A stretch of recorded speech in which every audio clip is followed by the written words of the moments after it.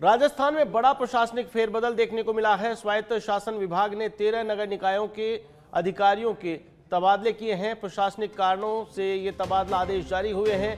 कई आयुक्त, उपायुक्त, सचिव, राजस्व अधिकारी और अधिशासी अधिकारियों का स्थानांतरण किया गया है।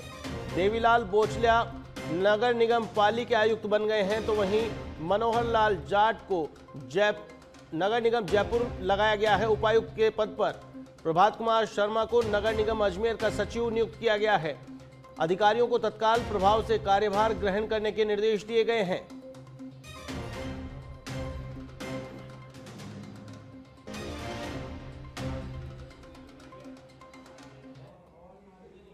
राजधानी जयपुर से बड़ी खबर बता रहे हैं। शिक्षा मंत्री के साथ शिक्षक संघ सियाराम की अहम बैठक संपन्न हुई है। शिक्षकों की लंबित मांगों पर विस्तार से चर्चा की गई है। विभिन्न मांगों पर सकारात्मक पहल समाधान का भरोसा दिया है। सहमति बनने के बाद संघ ने टाला प्रस्तावित आंदोलन। सरकार और संगठन के बीच कई मुद्दों पर सहमति बनी है। बैठक में वरिष्ठ अधिकारी और संघ पदाधिकारी मौजूद रहे। संगठन ने सकारात्मक रुख की सराहना की है। शिक्षा मंत्री व अतिरिक्त मुख्य सचिव ने सकारात्मक रुख अपनाया है। वार्ता सफल रहने से मांगों के जल्द समाधान की उम्मीद भी बढ़ गई है।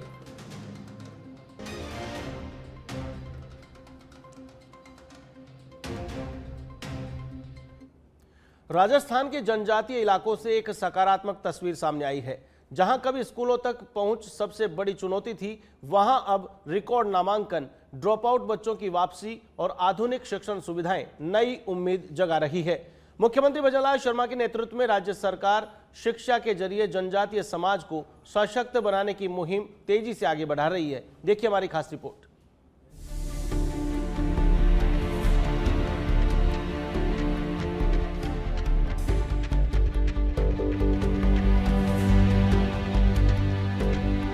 जनजातीय अंचल जहां कभी शिक्षा तक पहुंच मुश्किल थी, आज वहां बदलाव की नई कहानी लिखी जा रही है। सरकारी स्कूलों में बच्चों की बढ़ती मौजूदगी इस बदलाव की गवाही दे रही है। राज्य सरकार के मुताबिक इस साल जनजातीय क्षेत्रों के विद्यालयों में रिकॉर्ड 11,70,242 विद्यार्थियों का नामांकन हुआ है। पिछले साल की तुलना में करीब 15,000 बच्चों की बढ़ोतरी दर्ज की गई है। सिर्फ नामांकन बढ़ाना ही नहीं, बल्कि जो बच्चे पढ़ाई छोड़ चुके थे उन्हें दोबारा स्कूल पहुंचाने की भी बड़ी मुहिम चलाई गई। घर घर शिक्षा अभियान के तहत 63.26 लाख घरों का पेपरलेस सर्वे हुआ। इसमें 6,229 ड्रॉप आउट बच्चों की पहचान की गई। अब इन्हें ब्रिज कोर्स के जरिए शिक्षा की मुख्य धारा से दोबारा जोड़ा जा रहा है। जनजातीय विकास बजट का 13% से अधिक हिस्सा यानी करीब 164 करोड़ रुपए शिक्षा पर खर्च किए जा रहे हैं। 10 नए आश्रम छात्रावास, 2 आवासीय विद्यालय और 1 खेल छात्रावास की स्थापना से दूर दराज के बच्चों को बेहतर शिक्षा का अवसर मिलेगा। घर घर शिक्षा अभियान, 63.26 लाख घरों का सर्वे, 6,229 ड्रॉप आउट बच्चे चिन्हित, दोबारा स्कूल से जोड़ने की पहल, शिक्षा पर बड़ा निवेश, 164 करोड़ रुपए शिक्षा पर, 10 नए आश्रम छात्रावास, 2 आवासीय विद्यालय और 1 खेल छात्रावास। जनजातीय क्षेत्रों में आधुनिक शिक्षा का नेटवर्क भी तेजी से फैल रहा है। 69 पीएम श्री विद्यालय, 17 स्वामी विवेकानंद मॉडल विद्यालय, 210 महात्मा गांधी राजकीय विद्यालय और 24 कस्तूरबा गांधी आवासीय विद्यालय नई पीढ़ी को बेहतर शिक्षा और आधुनिक सुविधाएं उपलब्ध करा रहे हैं। 3,821 छात्रावास और आवासीय संस्थानों में करीब 1.5 लाख विद्यार्थियों के रहने और पढ़ने की व्यवस्था है। बालिका शिक्षा पर भी सरकार का विशेष फोकस है। कालीबाई भील महिला सम्बल शिक्षा सेतु योजना के तहत 29,000 से अधिक बालिकाओं और महिलाओं को फिर से शिक्षा से जोड़ा गया है। अनुसूचित जनजाति उत्तर मैट्रिक छात्रवृत्ति योजना के तहत 1,53,000 से अधिक विद्यार्थियों को 305 करोड़ रुपए की छात्रवृत्ति का लाभ मिला है। मेधावी छात्राओं को स्कूटी देकर उच्च शिक्षा की राह भी आसान बनाई जा रही है।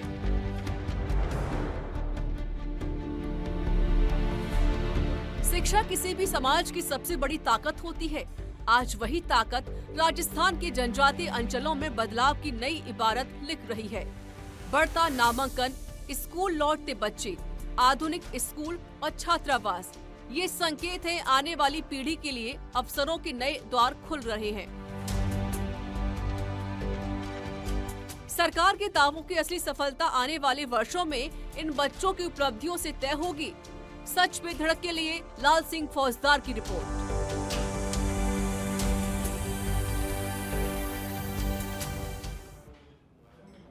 अलवर में छात्र संघ चुनाव की मांग को लेकर बाबू शोभाराम कला महाविद्यालय के सामने एनएसयूआई संगठन के छात्रों की ओर से भूख हड़ताल के साथ दिया जा रहा धरना दूसरे दिन भी जारी रहा। भूख हड़ताल पर बैठे एनएसयूआई संगठन के प्रदेश महासचिव विनोद कुमार जाटव ने कहा कि सरकार का कोई प्रतिनिधि ना तो धरना स्थल पर आकर वार्ता कर रहा है और ना ही बारिश के बचाव के लिए पुलिस धरना स्थल पर टेंट लगाने दे रही है। वहीं राजऋषि महाविद्यालय कॉलेज के सामने भी निर्दलीय के रूप में छात्रों का भूख हड़ताल धरना जारी है।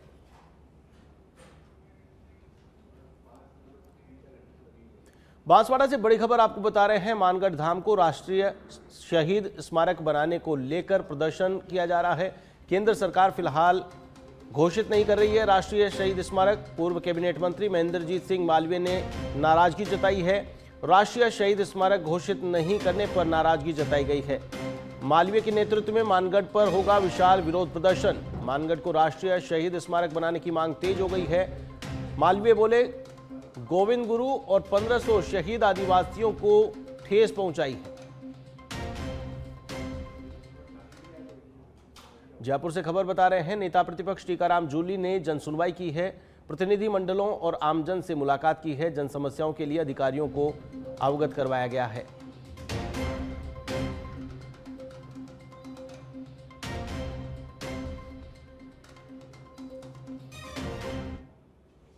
संसद भवन परिसर में विपक्षी सांसदों की ओर से कथित संत वेश धारण कर प्रदर्शन किए जाने के विरोध स्वरूप बालोतरा में प्रदर्शन किया गया। प्रदर्शन में विश्व हिंदू परिषद, बजरंग दल, संत समाज एवं विभिन्न हिंदू संगठनों के कार्यकर्ता शामिल हुए। प्रदर्शनकारियों ने कांग्रेस नेता राहुल गांधी और सांसद पप्पू यादव का पुतला दहन कर जमकर नारेबाजी की। प्रदर्शन के दौरान कार्यकर्ताओं ने आरोप लगाया कि संसद में विरोध के नाम पर सनातन परंपराओं, साधु संतों और भगवान श्री राम से जुड़े धार्मिक प्रतीकों का अपमान किया गया है, जिसे हिंदू समाज स्वीकार नहीं करेगा।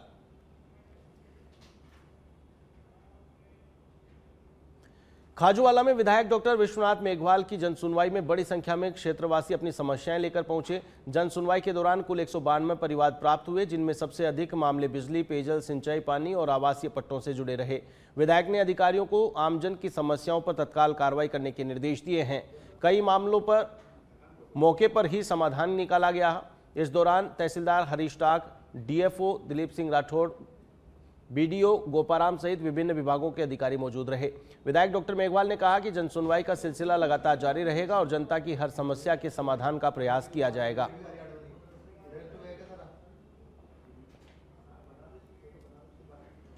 राजस्थान में आयोजित होने वाले नगर निकाय एवं पंचायत चुनावों को लेकर भारतीय जनता पार्टी की संभाग स्तरीय चुनाव समिति की बैठक का आयोजन किया गया। बैठक भाजपा कार्यालय में संभाग प्रभारी व भाजपा के पूर्व प्रदेश अध्यक्ष अशोक परनामी के आतिथ्य में संपन्न हुई। बैठक में सह प्रभारी चेतन चौधरी, हरिराम रेणवा, राज्य मंत्री जवाहर सिंह बेडम समेत बीजेपी के कई वरिष्ठ नेता मौजूद रहे। बैठक के बाद अशोक परनामी ने प्रेस कॉन्फ्रेंस की।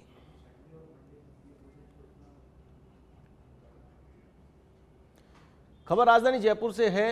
जयपुर ग्रामीण आदिवासी कांग्रेस की नई जिला कार्यकारिणी घोषित कर दी गई है। जयपुर ग्रामीण आदिवासी कांग्रेस की नई टीम घोषित की गई है। गणेश घोगरा ने टीम का ऐलान किया है।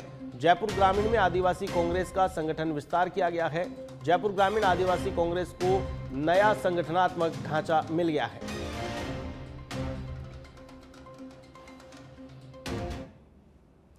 श्रीगंगानगर से खबर बता रहे हैं, नशा तस्करों के खिलाफ की गई कार्रवाई। आपको बता दें कि बॉर्डर डीएसटी 2 की टीम ने कार्रवाई की है। सूरतगढ़ पदमपुर बाईपास पर पुलिस के हत्थे चढ़े हैं। 67 ग्राम हेरोइन के साथ 2 तस्करों को गिरफ्तार किया गया है। लाखों रुपए की हेरोइन के साथ तस्करों को पकड़ा गया है। पंजाब के खुईखेड़ा निवासी तस्कर को गिरफ्तार किया गया है। सदर थाना पुलिस मामले की पड़ताल में जुटी हुई है।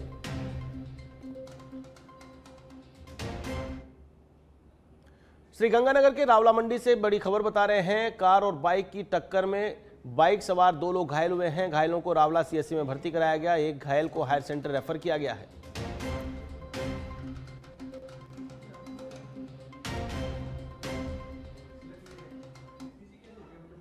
श्रीगंगानगर के रावला से खबर आपको बता रहे हैं। रावला में सट्टा किंग के होटल पर डीएसटी की रेड पड़ी है। 2,12,000 नकदी के साथ 1 दर्जन जुआरियों को गिरफ्तार किया गया है।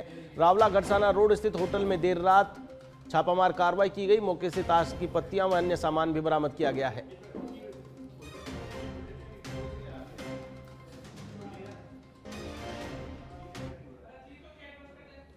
जालोर के बागोड़ा में दर्दनाक सड़क हादसा हुआ है, जिसमें घर के बाहर खेल रहे 2.5 साल के मासूम को तेज रफ्तार डंपर ने कुचल दिया। हादसे में मासूम की मौके पर ही मौत हो गई। मृतक 3 बहनों का इकलौता भाई था। हादसे के बाद परिवार में कोहराम मच गया। घटना से क्षेत्र में शोक की लहर दौड़ गई। आपको बता दें कि घटना क्षेत्र के छाजाला गांव की है। सूचना पर पहुंची पुलिस ने डंपर को जब्त कर चालक को हिरासत में लिया है। पुलिस ने पोस्टमार्टम के बाद शव परिजनों को सुपुर्द कर दिया। वहीं जांच पड़ताल शुरू कर दी है।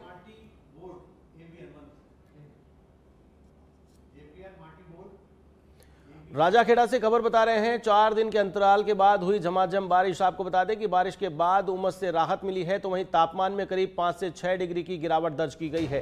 तेज बारिश के कारण सड़कों पर पानी भर गया है। 1 घंटे तक लगातार झमाझम बादल बरसे हैं। अच्छी बारिश से किसानों के चेहरे खिले हैं। जल निकासी की समुचित व्यवस्था नहीं होने के चलते घरों में पानी घुस गया है। नालियों का गंदा पानी घरों में घुसने से लोगों को परेशानी हुई है। निचले इलाकों में जल भराव की समस्या देखने को मिली है। वहीं कई इलाकों में बिजली गुल हो गई।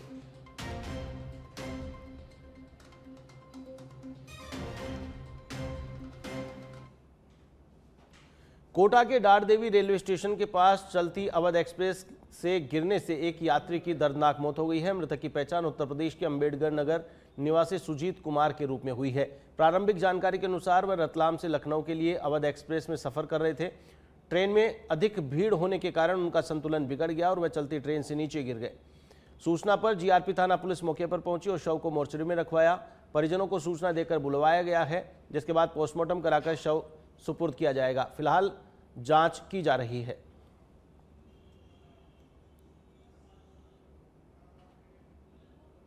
राजसमंद में महाबलिदानी पन्नाधाय और उनके पुत्र चंदन के नामों को लेकर प्रकाशित पुस्तक में कथित त्रुटि के विरोध में गुर्जर समाज ने जोरदार प्रदर्शन किया है।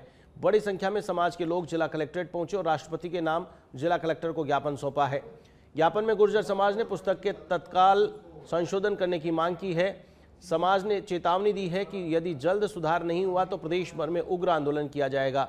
गुर्जर समाज का आरोप है कि वर्ष 2022 में केंद्र सरकार की ओर से प्रकाशित नारी रत्न पुस्तक में महाबलिदानी पन्नाधाय की पहचान और उनके पुत्र चंदन के नाम का गलत उल्लेख किया गया है।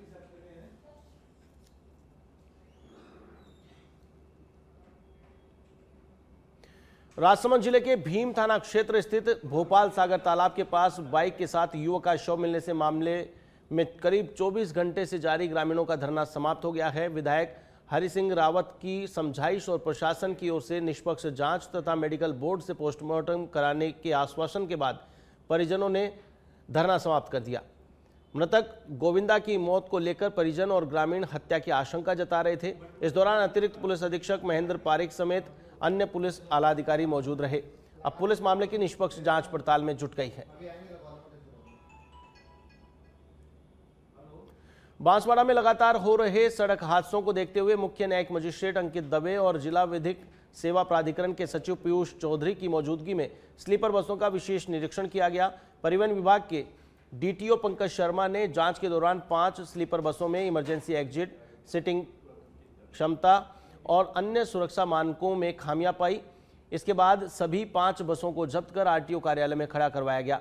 अधिकारियों ने स्पष्ट किया है कि यात्रियों की सुरक्षा से किसी भी प्रकार का कोई समझौता नहीं किया जाएगा। नियमों की अनदेखी करने वाले वाहनों के खिलाफ आगे भी इसी तरह सख्त कार्रवाई जारी रहेगी। खैरथल जिले के भिवाड़ी से खबर आपको बता रहे हैं। बीएमए हाउस में पुलिस उद्योग संवाद ने बढ़ाया विश्वास। आपको बता दें कि एसपी ने सुरक्षा मजबूत करने का भरोसा दिया है। साइबर अपराध, चोरी और कानून व्यवस्था पर साझा रणनीति बनी है। रिको ने सड़क, लाइट, नालियां और सफाई कार्य जल्द पूरा करने का आश्वासन दिया है। उद्योगों के साथ पुलिस का नियमित समन्वय रहेगा। समन्वय से सुरक्षित निवेश का माहौल बनेगा।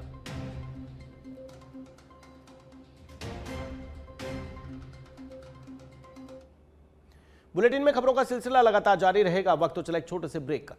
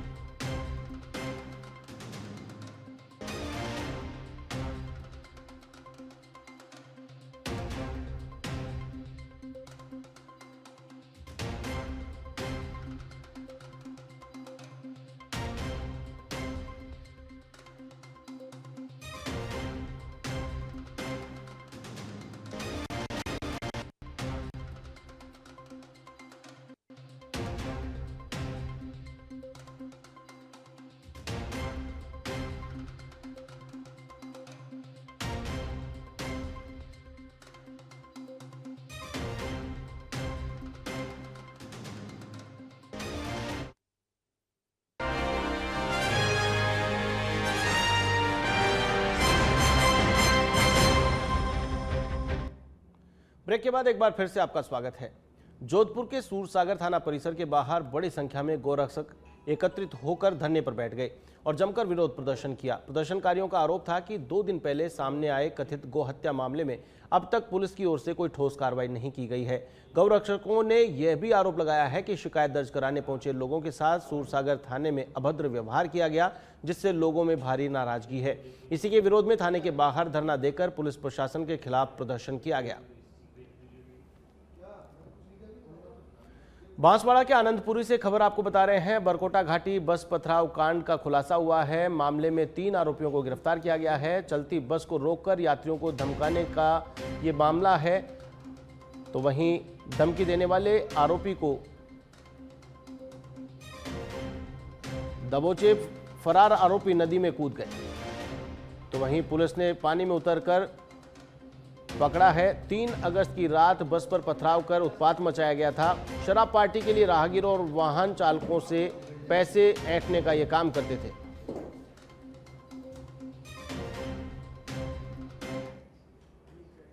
बारां जिले के अंता थाना पुलिस और जिला स्पेशल टीम ने वाहन धोखाधड़ी की एक संगठित गिरोह का भंडाफोड़ करते हुए 5 आरोपियों को गिरफ्तार किया है। गिरफ्तार आरोपियों में शुभम गोस्वामी, शिवम गोस्वामी, भगवान प्रसाद गोस्वामी, संदीप गोस्वामी तथा रवि रेगर उर्फ रंगीला शामिल है। पुलिस ने आरोपियों के कब्जे से 11 कारें, 1 ट्रैक्टर ट्रॉली, 3 बाइक जब्त की हैं। प्रारंभिक जांच में सामने आया कि आरोपी आर्थिक तंगी से जूझ रहे वाहन मालिकों को अपना निशाना बनाते थे। एसेट्स जो व्हीकल्स है उसके क्रय विक्रय को लेके एक बड़ा संगठित गिरोह हड़ौती क्षेत्र में ऑपरेशनल था, जिसके मुख्य मुलजिम है शुभम और भगवान दास, दोनों पिता बेटे हैं, जिन्होंने एक बड़े ऑर्गेनाइज्ड रूप से और विभिन्न जगहों पे अपने खुद के एजेंट्स बैठा। जयपुर में जेडीए का बुलडोजर एक्शन देखने को मिला है। 15 बीघा में बसी 2 अवैध कॉलोनियों को ध्वस्त किया गया है। सीएम की जीरो टॉलरेंस नीति के तहत बड़ी कार्रवाई को अंजाम दिया गया है। पीथावास में 10 बीघा की विराज एनक्लेव कॉलोनी पर बुलडोजर चला है। नायला रोड पर 5 बीघा में बस रही अवैध कॉलोनी भी हटाई गई है। महावीर नगर और सूर्यनगर में अवैध निर्माण ध्वस्त किए गए हैं। सड़क, बाउंड्री वाल, टिन शेड समेत अवैध निर्माण तोड़े गए हैं। तो वहीं जेडीए का कहना है कि कार्रवाई का निर्माणकर्ताओं से खर्चा वसूल किया जाएगा।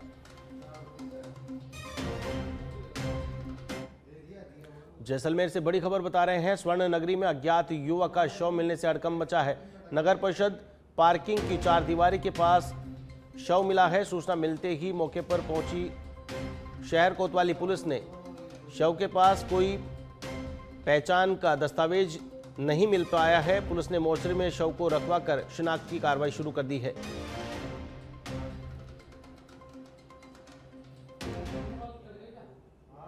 कोटा के सांगोद क्षेत्र में पैंथर की लगातार बढ़ रही आवाजाही से ग्रामीणों में दहशत का माहौल है।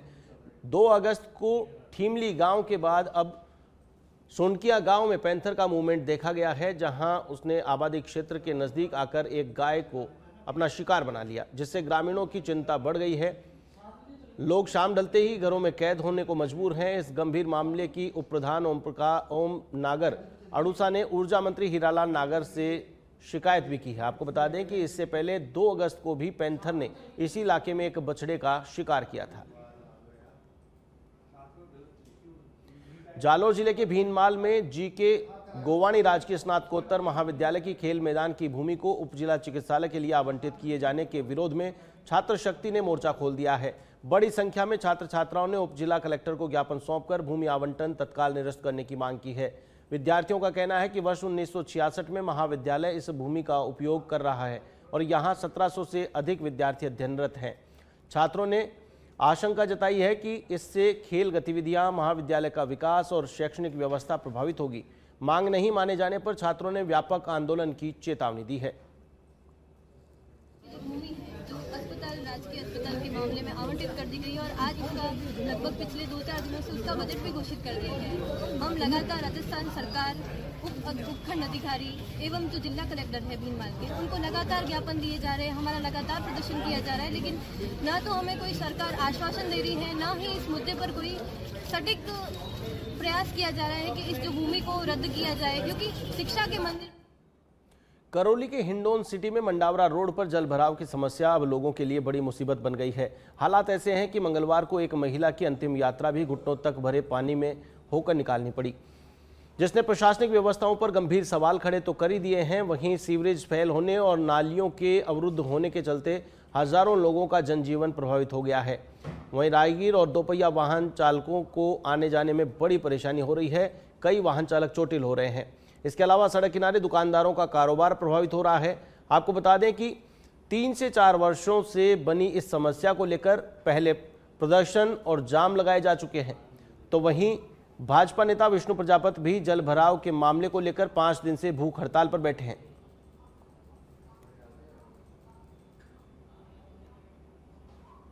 चूरू के डीबी अस्पताल को केंद्र सरकार की योजना के तहत बड़ी सौगात मिली है, जहां अस्पताल में 47,28,000 रुपए की लागत से बूस्टर ऑक्सीजन पंप मशीन लगाई गई है, जिसका medical college principal doctor Ramakant Verma और अस्पताल अधीक्षक डॉक्टर दीपक चौधरी ने फीता काटकर उद्घाटन किया।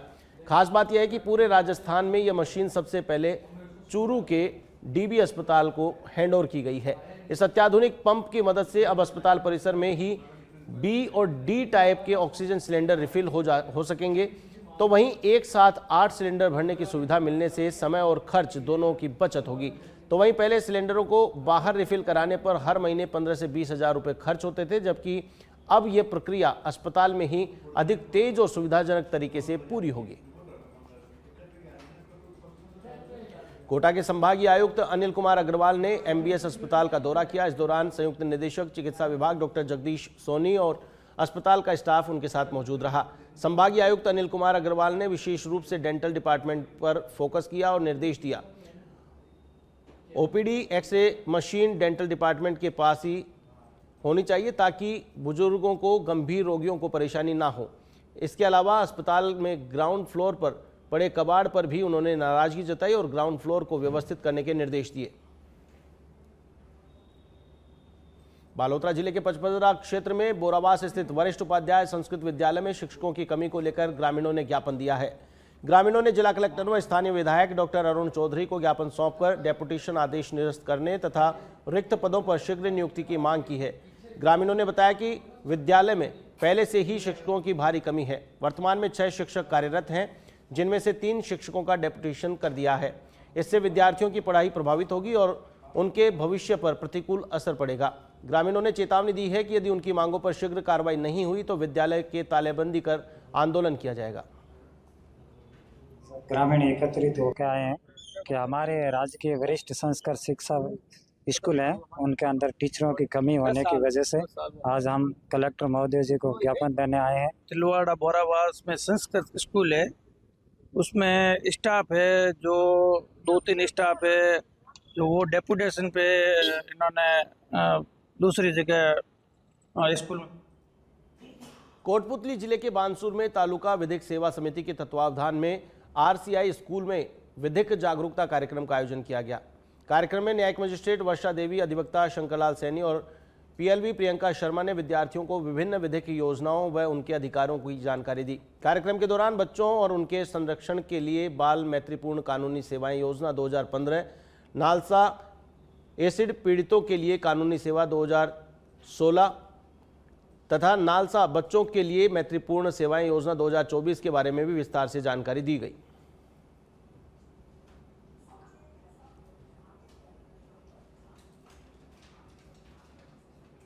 बांसवाड़ा जिले की सदर थाना पुलिस ने साइबर अपराधियों के खिलाफ बड़ी कार्रवाई करते हुए 3 महिलाओं समेत 12 आरोपियों को गिरफ्तार किया है। आरोपियों पर ग्रामीणों को रुपयों का लालच देकर उनके नाम से बैंक खाते खुलवाने, एटीएम, पासबुक, चेकबुक और सिम कार्ड किराए पर लेकर ऑनलाइन ठगी में इस्तेमाल करने का आरोप है। पुलिस जांच में सामने आया है कि गिरोह फर्जी कॉल गर्ल वेबसाइटों के माध्यम से लोगों से एडवांस राशि वसूल कर ठगी करता था और रकम विभिन्न बैंक खातों में मंगवा कर तुरंत निकाल लेता था। इससे पहले मामले में 6 आरोपी गिरफ्तार किए जा चुके हैं, जबकि अब फरार 12 आरोपियों को भी दबोच लिया गया है। पुलिस ने बताया कि गिरोह के अन्य फरार आरोपियों की भी तलाश जारी है।